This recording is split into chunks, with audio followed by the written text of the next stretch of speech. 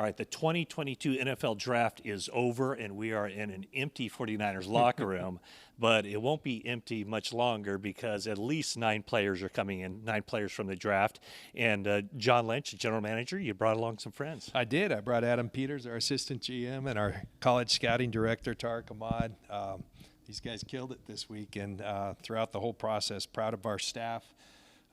We always talk about the word collaborative is overused, but I think we really embody that in this process, and it's always fun when it's all said and done to think back as to all the stories about these guys, and there were a bunch of them today. Yeah, so you had 3 draft picks on Thursday, on Friday, I mean, because you didn't do anything on Thursday except for tell teams that you weren't interested. That's right. But you start off round 4 with Spencer Burford.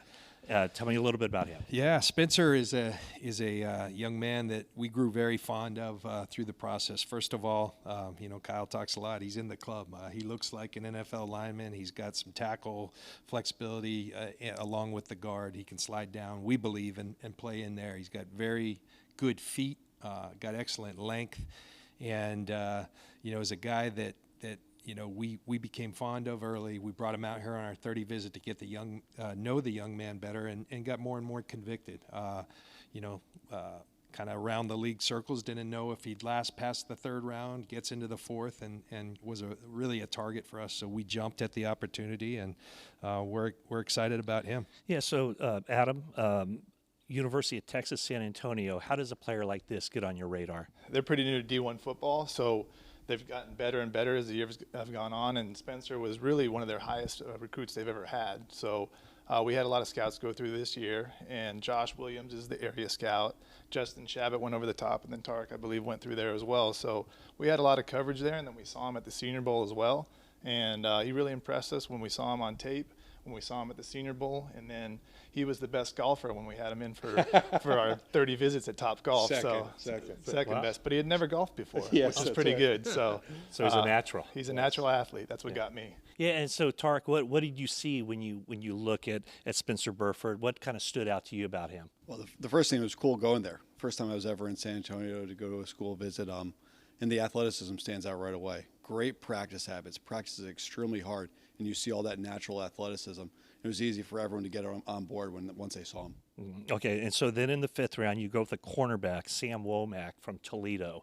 Again, tell me about the process in finding him. Yeah, he hopped on the radar a little later. It was one of the schools I didn't get into, but he had a really high grade from our area scout. So he hopped on the radar, and then the speed and the movement jumps out with that kid. Yeah, and great Adam, cover guy. Yeah, Adam, when you look at him, where do you think, do you see the position flexibility? He can play outside, he can play inside? Yeah, he can play outside and inside. He had, I think, 37 PBUs in the last 3 years. And like Tariq said, he came on the radar late, but Ryan Kesnick, our area scout, he said he was one of his most convicted guys on early in the process.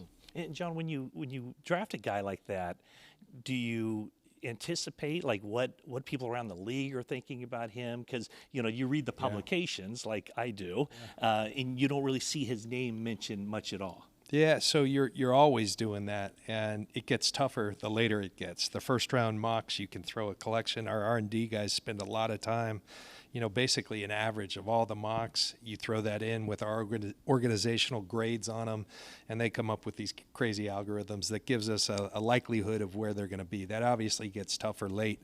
As we've talked about a lot, yeah, you try to view it, how does the league see this guy? But most importantly, what's he mean to us? And with Samuel, a 2-time captain, former walk-on, so we talk a lot about wit, what it takes.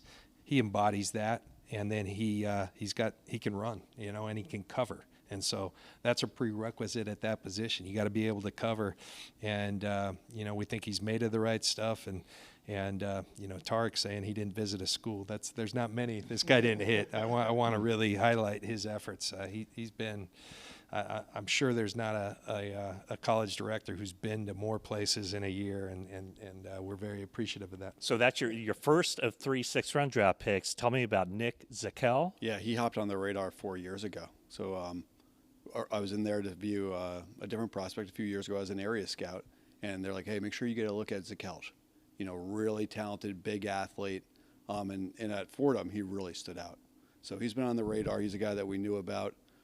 He had some options over the COVID year to transfer. He stuck there. paid off for him. Got to go to the Senior Bowl, and he impressed a lot of people there. And so, Adam, when you look at him, he played tackle in college. Obviously, a smaller school like that's going to put their big guy at tackle. Do you see him being able to transition inside and perhaps even center? Yeah, actually we do. He played guard at the Senior Bowl, and he started off slow, but as the week went on, he got better and better. And by the game, he was really good. And we think he has the skill set, the quickness, the intelligence to play both guard and center. Okay, and what did you see from him, John? Yeah, same thing. I think when you're talking about interior offensive linemen, you want someone who processes very quickly because things happen very quickly inside. And Nick, kind of checked that box. I think physically he can handle it. You're worried about the smaller school guys.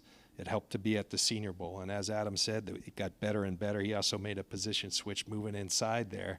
But all in all, we saw a good total package, and we're very excited about getting Nick. We're talking about the 6th round, and it seemed to me when you talked about Khalia Davis, there was something special there. Like there was a bond that you were able to create with him. Yeah, and I think the bond starts with, we love all these kids. You do grow close, through the process. But, I mean, this guy can go. He can get off the football and plays very stylistically in a way.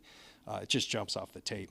Former linebacker, converted. That's not a normal move from linebacker up to a 3 technique or interior defensive line.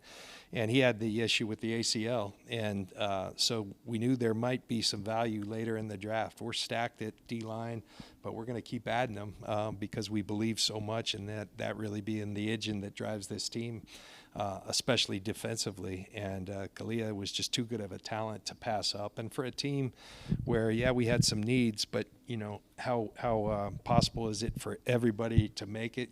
We're going to bring him in, evaluate where he's at in the rehab process, and make sure that he's right before we put him out there, because we think he's got a bright future. He's obviously, as all these guys, they got to go do it now. But we believe highly in the skill set that he brings, and a really good young man who was excited about being drafted by the 49ers.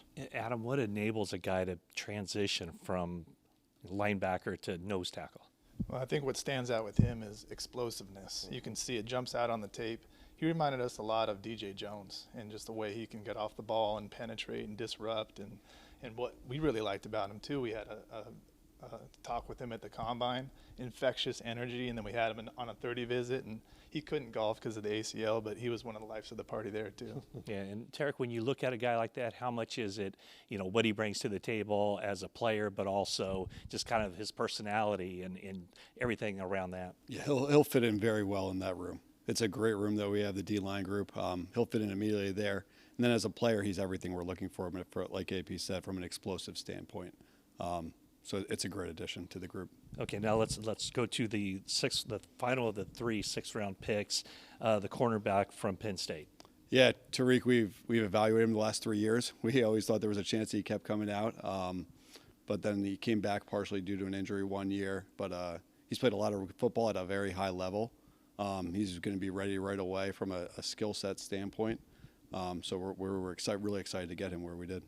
Tariq Castro Fields from Penn State. What are the traits you see in him, Adam, that will make him, or has a chance to make him successful at this level? Yeah, he's tall. He's over 6'1". He ran a 4.39. His shuttles were really good. He looked really good at his pro day. The coaches spoke really highly of him at his pro day.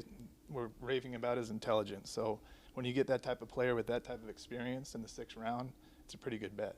John, do you go into this draft thinking there's some depth issues at cornerback, let's take a couple of them, or did it just kind of fall that way? Well, we felt a lot better at that with the depth in free agency with Charvarius Ward. That was a very important move for us to, we targeted him as kind of our one signature move this offseason, but then we wanted to keep adding to it. I think when you go through some seasons where, it was scary at times, we just didn't have enough there. And fortunately, some guys came through like Ambry Thomas, who were incredibly excited. Diamador Lenore started, hot, and then it kind of fettered out as it does sometimes for rookies. But we still remain positive about him. Obviously, you have Emmanuel Mosley to add to the group, and we're excited just throwing these guys into the mix. Our league throws the ball so much right now, 70 to 75% of the time. You can't have enough good corners. Our division, there's really good receivers. There's good receivers throughout this league. So we wanted to keep adding to that to provide a really competitive environment, and we think we have that now. So now the final pick, Mr. Irrelevant. Are you familiar with the ceremony they have down in Southern California? Yeah, it sounds like a pretty cool thing. They get to go to Newport. I think they get a surfboard, right? Don't they all get they get a really cool surfboard, and I don't know if Kyle said Disneyland, Disney so, World, yeah. but we'll see. I think Brock was more excited about becoming a 49er, but I think the guys I've talked to in the past end up enjoying that process. I think they have a lot of fun with it. Yeah, so Iowa State quarterback Brock Purdy. Adam, what do you see in him that makes you guys feel like he's a good fit in that spot? Well, we thought he played the position really well as anybody in the draft. Maybe not the biggest or the strongest arm, but really good at playing the position, moving guys with his eyes, tough in the pocket, doesn't need a lot of room to throw. He really put that program on the map, and they've won a lot of games with him as a starter. Yeah, and Tariq, when you go to Iowa State to watch him and to talk to coaches, what's kind of the theme of what this guy's all about? Yeah, that's his story, his wit, what it took for him to go there, arrive mid-year, fight from being 5th or 6th on the depth chart, win a starting job 4 games into his freshman year, and then, like AP just said, put them into a place of not just relevance, but competing at a high level. Okay, so the draft is over. Tariq, when you think you look back on this draft in a couple of years, what do you think will stand out about this collection of 9 players that will be coming to the 49ers? I think there's going to be 2 things. I think we added great depth to the program. I think there are a few high-end pieces that will really help us win games. Yeah, and Adam, kind of the same thing. When you went to bed last night and then woke up this morning, did you envision this kind of draft class, and what was kind of the stamp that you want these guys to make on the 49ers? Yeah, that's a great question. We went through. We had a lot of goals and a lot of things we wanted to achieve in this draft class, and I thought we achieved a lot of them. Just by standing where we were. We didn't make any trades, I don't think, did we? Which might be a first. It was a little boring, but it's exciting to get the guys where we got. They fell to us, and we were disciplined, and we got some really good players, explosive, dynamic players that we think are going to really add to this team. Yeah, so John, as Adam said, you guys didn't make any trades. You had 9 draft picks, kind of you don't really expect 9 rookies to come in and make this team. So what were you trying to accomplish? Why keep those 9 picks? And how do you see this overall draft class? Yeah, just because every time we got to a pick, we had a group of guys that we liked. And so, if that's the case, unless you really, really want someone up there, you stand pat, and that gives you a better margin for error. And we like our process. We like our ability to hit on picks. And so keeping them made sense. And, when I think about this draft, these guys hit it. But, you think about explosive, dynamic, fast players. But then I think there's an element of toughness to each and every one guy that we drafted. And I think, like we talked about Danny Gray in there, he's a speedster, but that sucker's tough, And, Tyrion Davis, Price, you get a little reminiscent of me playing with Mike Allstott. I remember, no one wanted to sit on the bench in defense. It used to frustrate our defensive coaches, Monty Kiffin and them, because we wanted to see him go run over the opposing defense. And he plays with the style. So a bunch of contagiously competitive guys we look for that I think really fit our program well. And they're going to provide for, an already good roster an opportunity to get better. I'm going to give you the final word. You can brag on these guys and your staff, the personnel department, and how it all fit together this weekend. Yeah, they're tremendous, and they work so hard. It's a hard process. I talked about Tariq's schedule, but that's emblematic of our entire staff. The way they get about during COVID, that was an obstacle, but we saw as many schools as anyone. Adam's always out and about. And I love how we include our coaches and that bond that's developed over the years, and we get to really know it.